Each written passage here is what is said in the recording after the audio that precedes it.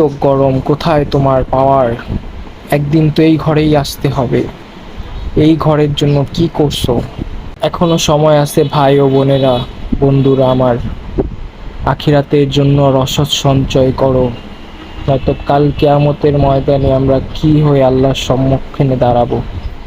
প্রকৃতির সৌন্দর্য সবকিছুই যেমন আমাদের মায়াময় হয়ে আছে মনের মধ্যে, প্রত্যেকটা সৃষ্টি সবকিছুই ভিন্ন ভিন্নভাবে আল্লাহ তাআলা সৃষ্টি করেছেন।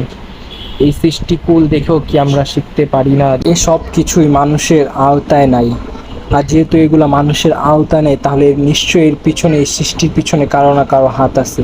এই সব কিছুর পিছনে মহান আল্লাহ তাআলাই সব কিছু কোরআনের মাধ্যমে আমাদেরকে বলে দিছে।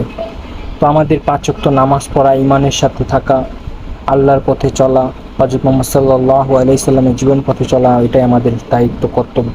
আনুগত্য করা, আল্লাহর ইবাদত বন্দেগী করা।